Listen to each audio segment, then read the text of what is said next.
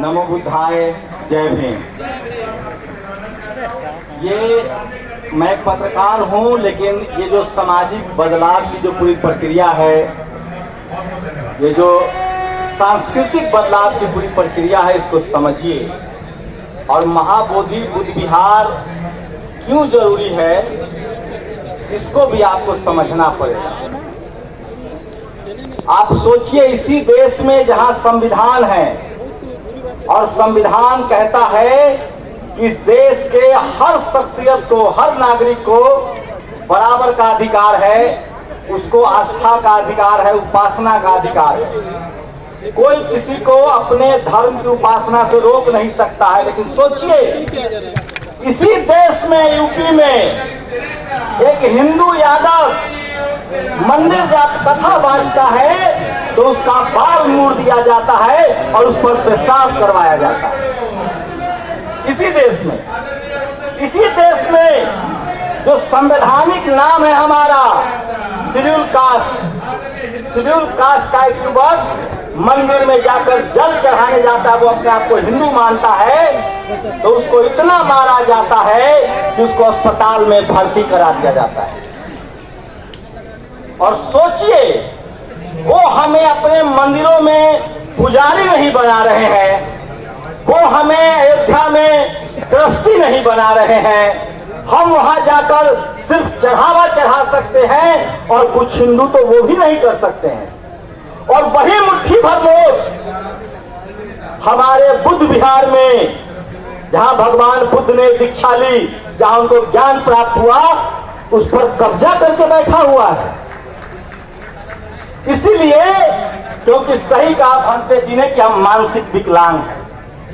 लेकिन मैं आपको बताता हूं, उससे पहले जो भंते जी ने कहा कि ये बुद्ध विहार क्यों जरूरी है, ये हमारे आस्था का भी विषय नहीं है। ये इस देश की जो प्राचीन इतिहास है, इस देश का जो गौरवमय इतिहास है, इस देश की जो सभ्यता है, संस्कृति है, और जिस वजह से भारत विश्वगुरु था, अगर भारत को फिर से विश्वगुरु बनना है, ज्ञान विज्ञान का केंद्र बनना है, तो महाबोधि बुद्ध विहार को फिर से मनुवादी जातिवादियों को हाथ से लेकर भगवान बुद्ध के विचारों पर चलना होगा। आप सोचिए, सम्राट अशोक के वंशज कहां हैं आज? मुझे अशोक लामा जी बता रहे थे कि सम्राट अशोक के, आकाश लामा जी ने बताया कि सम्राट अशोक के वंशजों ने 10,000 लोगों ने दिल्ली में एक बड़ी मीटिंग की है। आप समझिए, इस देश का वो हर नागरिक जिसका डीएनए भारतीय है, वो बुद्ध का अनुयायी है। और ये बुद्धमय भारत था, ये बुद्धमय भारत रहेगा, क्योंकि बाबा साहब ने संविधान में भी बुद्धमय भारत का इंतजाम किया है। और हमारा जो संविधान है वो सम्राट अशोक के विचारों से ओतप्रोत है, वो महात्मा बुद्ध के विचारों से ओतप्रोत है। और जो बाबा साहब ने फिर से दोबारा 1956 में सपना देखा है, वो बुद्धमय भारत बनेगा और ये बुद्ध विहार मनुवादियों के कब्जे से जाएगा। बस हमें थोड़ी सी कवायद करनी पड़ेगी। आपको जानकर हैरानी होगी कि 4 ही कुल होते थे, खत्तीय होते थे, शाक्त कुल होता था, कोरी कुल होता था। महात्मा बुद्ध की माता कोली वंश की थी, पिता उनके शाक्त वंश के थे। कोई भेदभाव नहीं था, कोई जात पात नहीं था, कोई ऊंच नीच नहीं था। और तब भारत अखंड भारत था और सही में दूध की नदियां बहती थी, भारत सोने की चिड़िया थी। तक्षशिला, नालंदा, विक्रमशिला जैसी यूनिवर्सिटियां थी और दुनिया भर से लोग पढ़ने आते थे। आज भारत में जो गरीबी है, अशिक्षा है, लाचारी है, बेबसी है, और हम जो आज पीछे जा रहे हैं, क्योंकि बुद्ध का जो भारत था उसको इस जातिवादियों ने, मनुवादियों ने अपने गंदे विचार से, ऊंच नीच के विचार से, छोटे बड़े के विचार से भर दिया। और उसी विचार का एक बार फिर से खात्मा बाबा साहेब ने संविधान देकर किया। और अब जब भारत फिर से संविधान पर चल रहा है, तो फिर से भारत तरक्की कर रहा है। लेकिन भारत पूरी तरह से तरक्की तभी करेगा जब भारत के 140 करोड़ लोगों को बराबर का अधिकार मिलेगा, और वो बराबर का अधिकार तभी मिलेगा जब भारत बुद्धमय भारत होगा। जब भारत बुद्धमय भारत होगा तो इस देश के हर बच्चे के सर पर छत होगा, स्कूल होगा, ज्ञान विज्ञान होगा, खाना होगा। और एक बात और बता दूं, जितने इस देश के गरीब लोग हैं वो जब तक बुद्ध विहार नहीं जाएंगे, जब तक वो बुद्ध के विचारों को, बाबा साहब के विचारों को, फूले पेरियार अंबेडकर के विचारों को नहीं मानेंगे, उनके शरीर पर कपड़ा भी नहीं आएगा और उनकी गरीबी भी दूर नहीं होगी। आप लिखवा लीजिए इस बात को। जो इस देश का 90-95% लोग है जातिवाद और मनुवाद से बाहर नहीं निकलेगा, न वो समाज आगे बढ़ेगा, न देश आगे बढ़ेगा।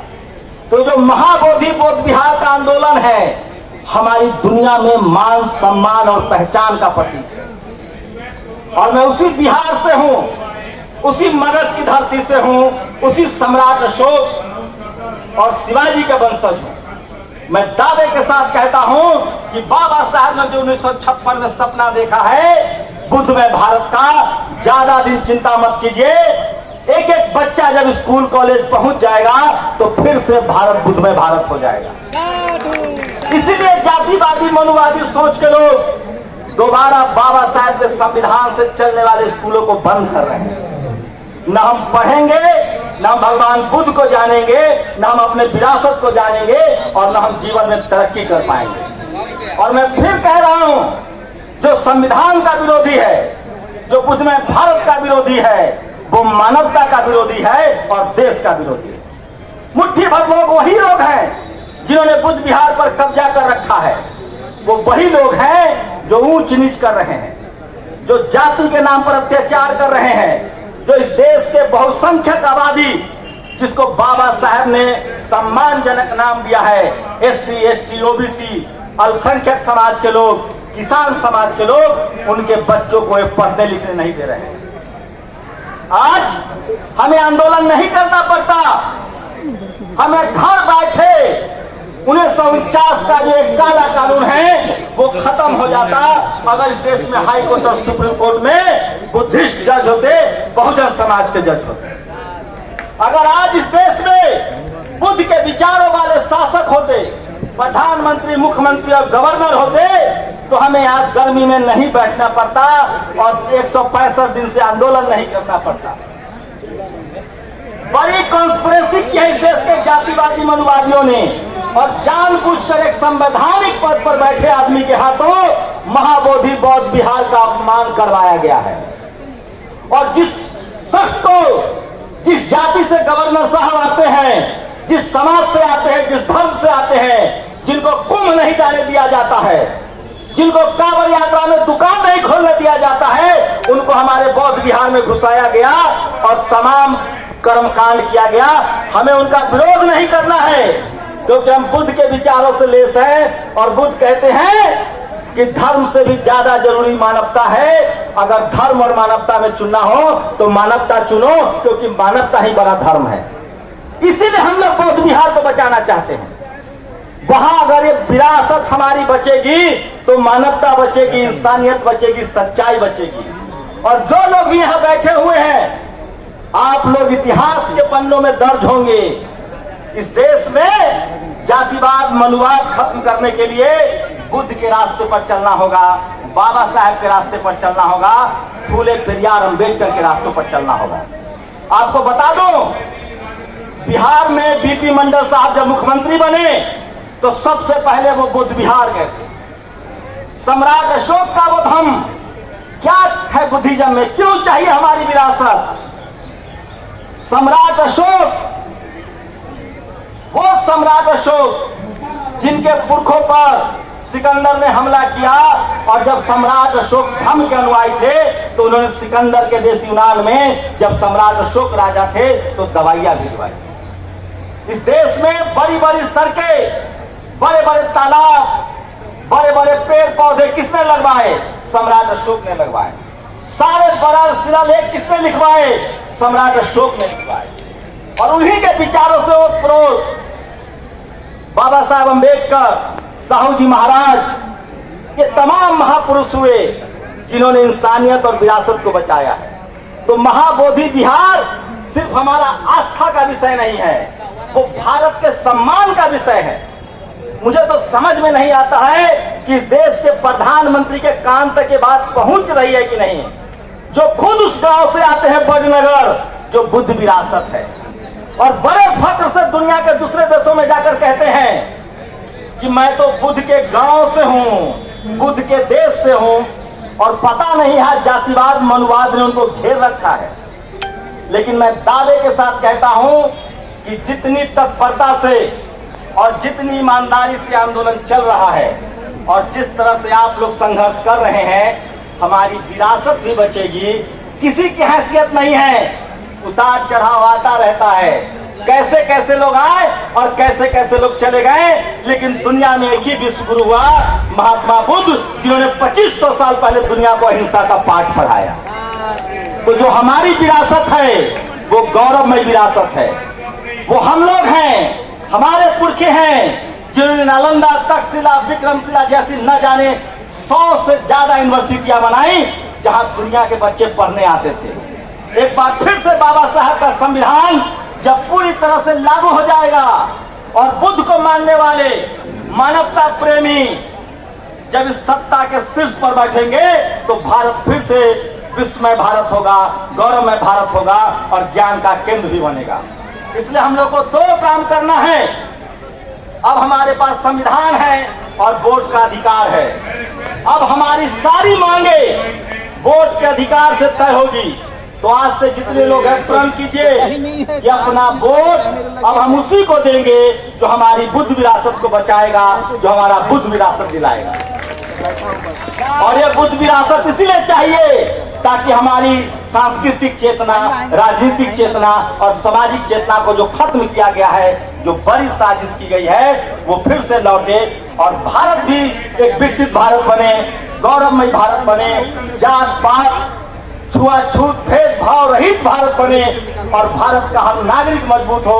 और जब हमारा विरासत बचेगा तो दुनिया में भारत का फिर से डंका बजेगा। इसलिए आज से प्रण लीजिए, हर आदमी एक दूसरे को, जो शोषित वंचित समाज का है, खासकर जो शाक्त वंश के लोग हैं, जो क्षत्रिय हैं, जो इस देश के मूल निवासी, उनको समझाइए, जिनको बाबा साहब ने SC ST OBC कहा है। किसान अल्पसंख्यकों को समझाना है कि जो बुद्ध की विरासत है ये तुम्हारे बच्चों को अमीर बनाएगा, तुम्हारे बच्चों को ज्ञानवान बनाएगा, तुम्हें सिलवान बनाएगा, तुम्हें करुणाशील बनाएगा और ये तुम्हें दुनिया में सबसे ज्यादा सम्मान दिलाएगा। क्योंकि दुनिया में सबसे ज्यादा सम्मानित, सबसे ज्यादा मानवतावादी भगवान बुद्ध का विचार है। और जिस जगह पर भगवान बुद्ध ने ज्ञान का केंद्र, जिनको ज्ञान मिला, उस विरासत को बचाने के लिए हम लोग रोज अपना समय देंगे और इस आंदोलन को आगे बढ़ाएंगे। और वोट के चोट से, चाहे वो बिहार की सरकार हो चाहे केंद्र की सरकार हो, अगर हमारे विरासत को जल्दी नहीं लौटाया गया तो वोट के चोट से भी हम लोग इस सरकार को उखाड़ फेंकेंगे। और मैं दावे के साथ कह रहा हूं,